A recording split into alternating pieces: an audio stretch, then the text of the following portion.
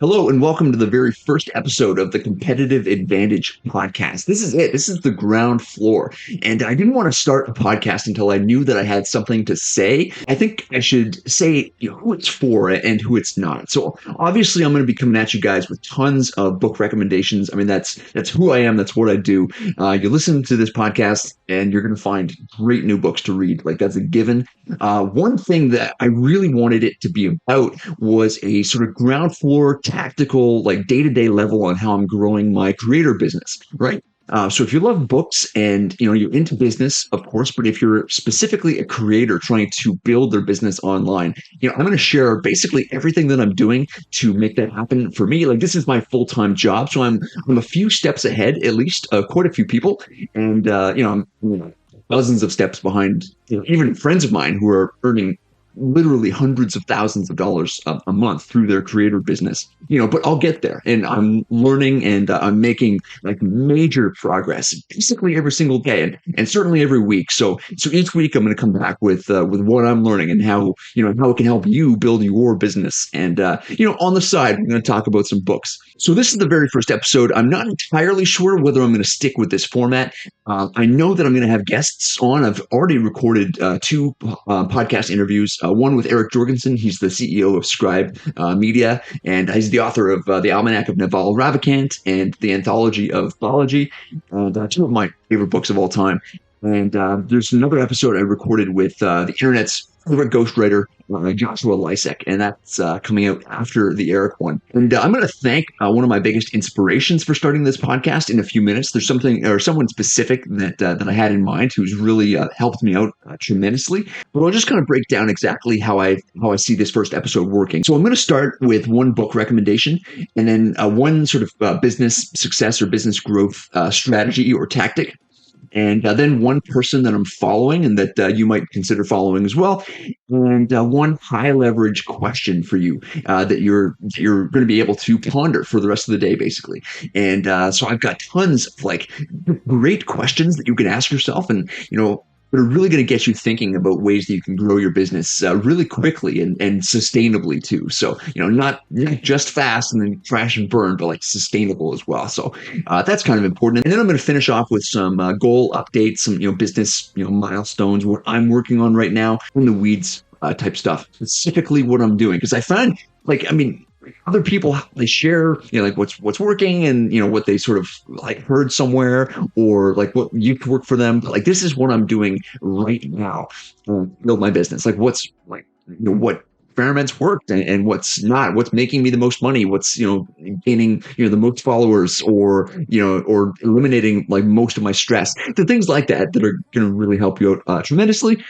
So I'll update you guys on that, and I want to keep the episodes fairly short. I won't always go through this like big intro thing. Like we'll get right into like the book recommendation much faster than this normally.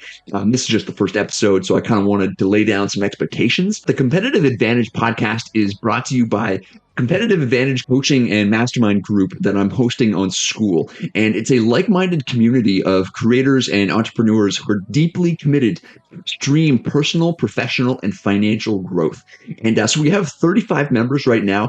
I am in there every single day sharing advice, resources, helping people network with others, sharing what's working, helping people on a personal one-to-one basis to grow their business and grow themselves. So we'll dive right into the book recommendation that I'm going to start off this episode with. And, people call me, eccentric when it comes to time management, but Dan Kennedy is like actually insane.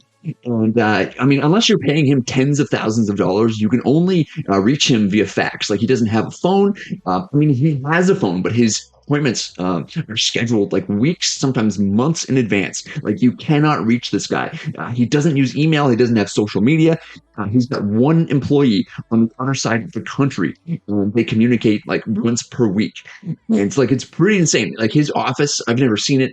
But apparently he's got like clocks everywhere. Like he has reminders of how time is slipping away, basically everywhere he looks in his business. And, he's just insane about time. And he wrote excellent book, and it's called Time Management for Entrepreneurs. It's part of his No BS series. So recently I've read No BS Sales Success in the New Economy. So there's a bunch of books in that series. So, No BS Marketing to the Affluent, one of my favorite business books. I recommend that all the time, and things like that.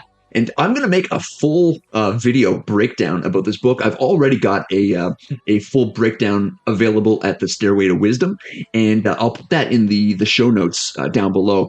But here are some excellent takeaways that you can have today, and they're just quotes and ideas from the book that really stuck out. And like I literally have 15 pages of notes on this book. Like this is not even like these are just a couple of quotes, but these are not scratching the surface of what this book has taught me about saving like the most valuable like resource that you will ever have control over, which is your time. Like the book is a literal gold mine.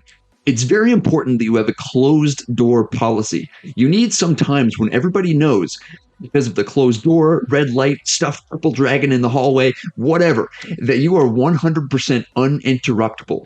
And if you want to sit in there and take a nap, you go right ahead. It's none of their damn business. So obviously Dan can be quite funny at times too. And basically what he says is that they can't interrupt you if they can't find you, which I love. And, I'll just kind of rapid fire go through some of these quotes. But we're able to get a lot done in a short period of time when nothing else matters, which is just, man, it's so important. And then he goes on to say, let me offer a bit of philosophy. You have absolutely no legal, moral, or other responsibility to answer the phone or take a call unless you want to. You kind of have to be selfish with your time. And that's one thing that I had to learn. Yes, give your time and attention, to people that need it or people you can benefit, like the people within my competitive advantage community on school. I give them a lot of my time and all of my attention when I'm with them. But people will take all of your time if you let it. You have to be a little bit selfish with your time. And not only that, it's like, once you're if you value the time that you have with people, then once when you're actually with them, then the quality of that time increases because you're only with them. You're not running off in so many different directions. You are just with them, and like that's it. And so I'll close with a quote from someone else who's quoted in the book, and this guy Ben Glass. No idea who he is. He says, I've never heard of anyone who has really tried this and come back to say it didn't work. I've gone back to giving everyone instant access to me at any time.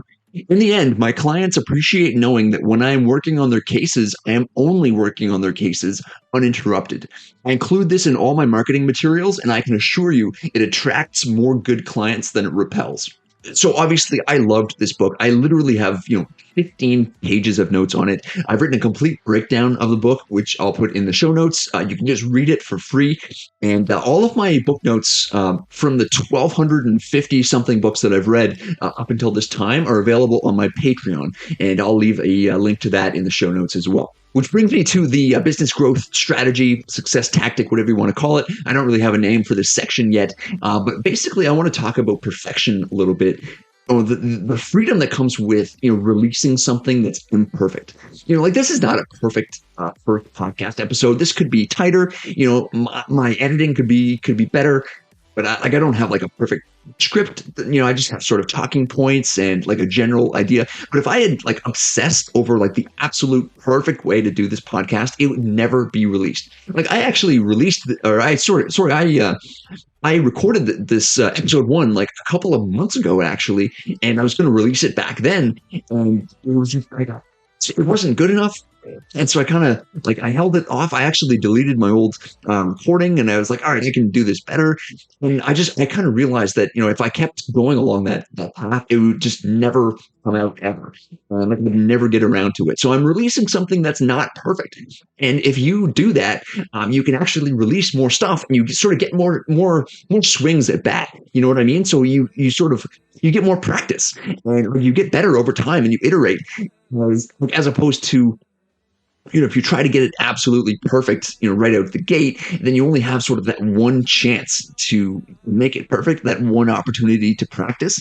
And, paradoxically, you don't, you don't progress as quickly when you do that. And I won't go into the study that goes into this because the episode's already going to be too long. But basically, there was like a pottery class, and like half the class was divided into people who were basically tasked with making one perfect pot by the end of the semester, and then the other half was basically told make one every single day.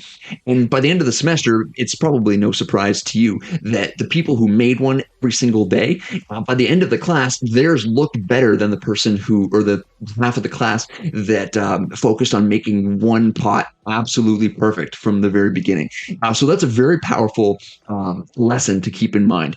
And like I did my best with this first podcast episode.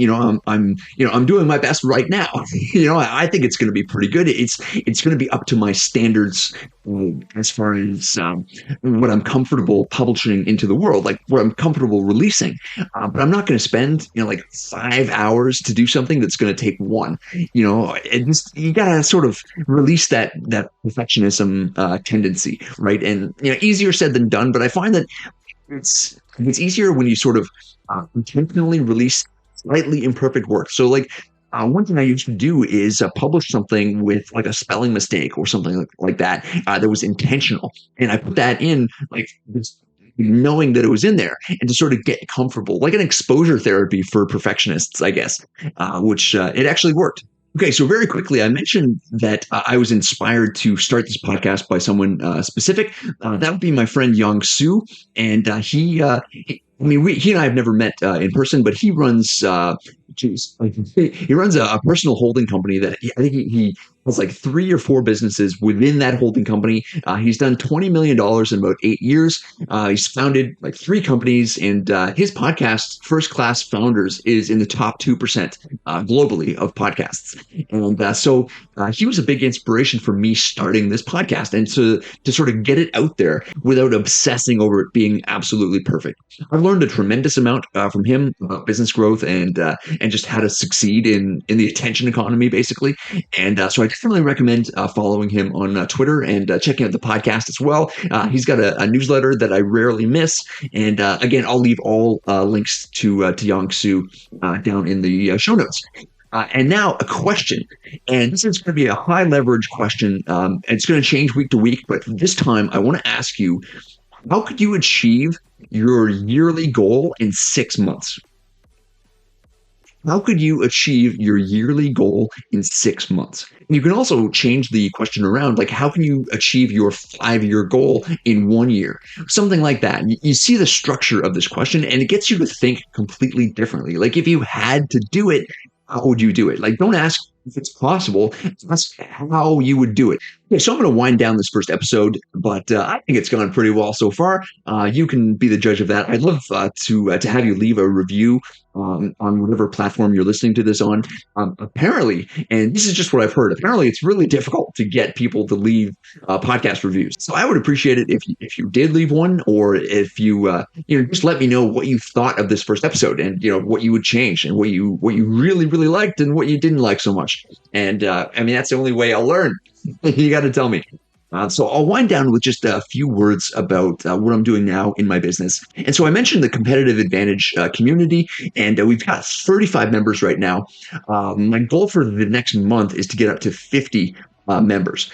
And so I don't think that's an insurmountable goal. It's 15 people, a new member every 2 days. That's just one of the goals. So my time management course, Time Mastery, needs to be actually finished. And so I released the beta version basically, and at a massive discount, so people could buy this course when it wasn't quite ready, and then I would improve it or update it, finish it. Sorry, week by week. I have not done this.